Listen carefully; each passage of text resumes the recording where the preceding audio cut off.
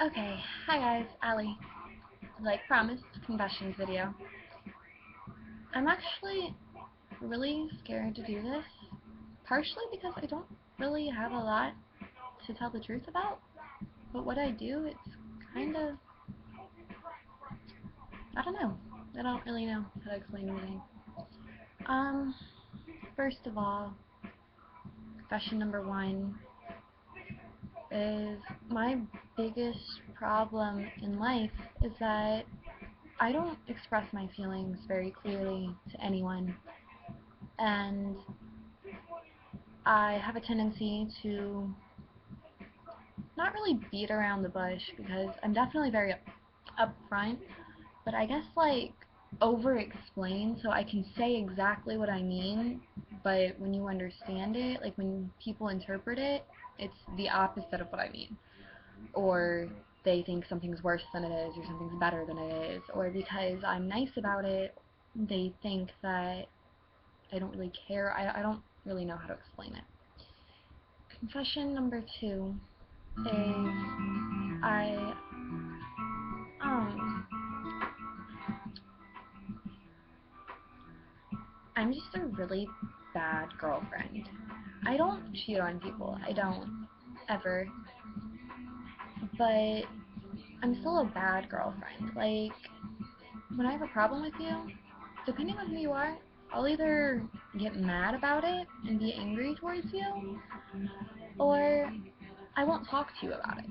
And I'll just let it build up and build up and build up until it's driving me completely crazy. And then by then it's too late to fix it.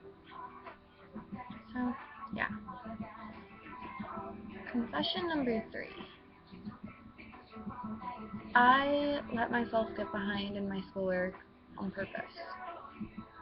I, well, not really on purpose, but like, I knew that if I had schoolwork to do,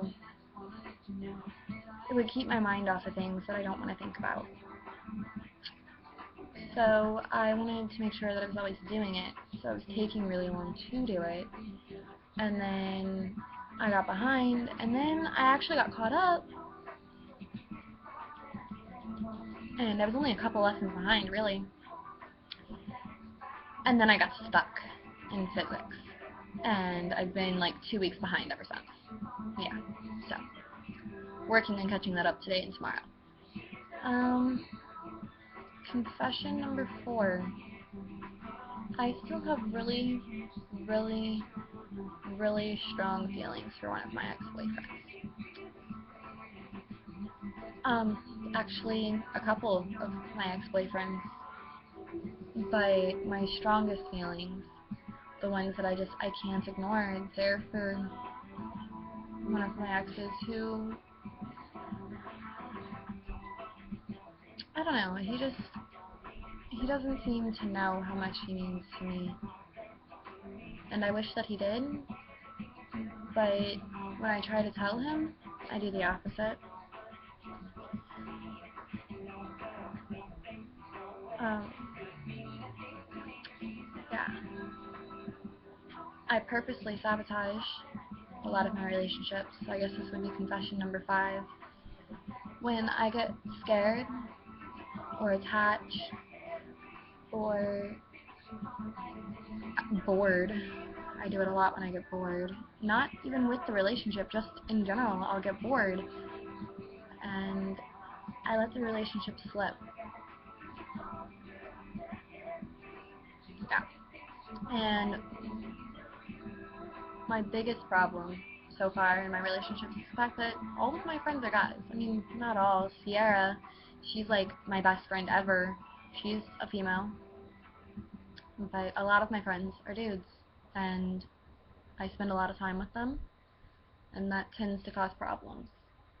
Um, I guess my final confession, because I don't really have a whole lot of secrets right now, would be 15 minutes would save you 15% or more on car I've insurance. actually, this is pathetic, but Did you know I've that Donald was actually a really bad speller? How? stopped hanging out with friends, stopped hanging out with guys, stopped being in relationships because my adorable little dog, Lucifer, got jealous.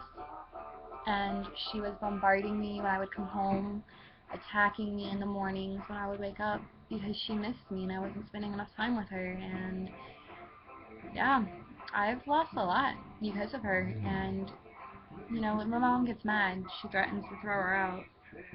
And for a really long time, I thought she was really going to. And I had a bag packed so that when she got rid of my dog, I could go with her. Yeah, my dog is my one true weakness. I would do anything for her. And I mean, come on, who wouldn't? Look at this face. Look at her. I love her. You know, I treat her as if she were a child, except for I don't force her to take baths every night. And I don't brush her teeth every day. I only brush them once a week. So, you know what? I do have one more confession. And this one is deepest. Over a year ago, something really bad happened to me. And I'm over it, kind of, but every time I turn around, every time I turn a corner, every time I close my eyes, and when I go to sleep at night, I still remember what happened to me. I still see the faces of the people who caused the things to happen to me. I still can't go places that I went when things like that were happening to me. And I take it out on other people a lot. I don't trust other people. I don't let other people near me. I'm more violent when people try to touch me. And anyway, I mean, yeah. I went to a carnival and I met this guy and we're friends and he's hilarious. He really is. But when we were in a ride together, I slid onto him. We were in the Scrambler and we were sliding and I slid into him and I freaked out. I really did. And if it was not for the fact that he took the time to sit there and listen to what I had to say, we probably would not be friends right now because I was very upsetting. And my biggest problem and my biggest confession is that I tell everybody that I'm over it. I tell them that it's okay and that I'm not worried about it anymore, that I don't think about it anymore. But it's still there in every thought. And I can't get over it. And I don't lie to people. I don't lie to anyone about anything except for that. And I don't really know why I lie to the people who know about what happened and how it affected me, but mostly I think it's because of my brother, Justin. I think I'm scared that if he finds out I'm not over it, he'll go back to blaming himself for it. It had nothing to do with him. He couldn't have stopped it, but he would blame himself and he would feel bad if he knew that I wasn't over it, just like he did when he thought I wasn't, when he knew that I wasn't. So it started with him. He was the first person I lied to about being over it. I told him that it didn't bother me because I didn't want him to be sad about it anymore. So yeah, there you go guys. Bye.